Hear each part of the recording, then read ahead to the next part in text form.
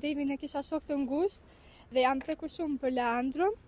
Dhe në këtë vend dua drejtësi për Leandron dhe për ne të gjithë që të kemi vënë në siguri që mos të bëhemi si Leandro.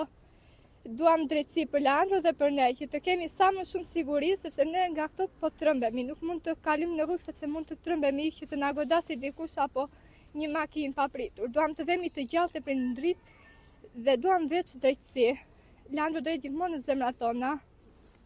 Protest jam si qytetare, si një nën, dhe në radhë të parë duaj që t'i shpreh ngushëllimet e mia familjarëve, veçanërisht nënës, sepse jemi nëna vetë.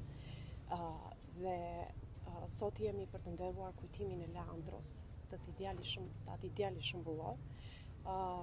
Dhe njëkohësisht kjo duhet të shërbejë si një mesazh sensibilizimi për të gjithë qytetarët që në rast se konstatojnë raste të automjeteve që ecin me shpejtësi, të telefonojnë policinë e shtetit në mënyrë të tillë që qytetarët të bashkëveprojnë me shtetin për të parandaluar raste të kësaj natyre. Edhe në dhimbje therse shpirti është prap ndjenjë dashurie e bërja e njerëzve dhe e zemrave bashk. Një gjë që qyteti nuk e ka shpesh veti dhe cilësi të vetën. Çdo zemër po qan në këtë moment dhe qan vetëm për një moment, për një çast.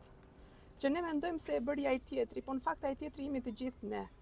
Është një moment deliri, një moment pa përgjegjshmërie, që unë do doja t'i thrisnim edhe veteve tona, jo vetëm gishtin të tjetri, sepse harrojmë që tjetri jemi ne. Është një thirrje për Leandron, për drejtësi për Leandron. Por para Leandros ishin 2 motrat nga Delvina. Dhe para atyre ka pasur të tjerë që ndoshta nuk kanë humbur jetën, por janë të ngujuar në një karrocë. Dhe ne duhet ta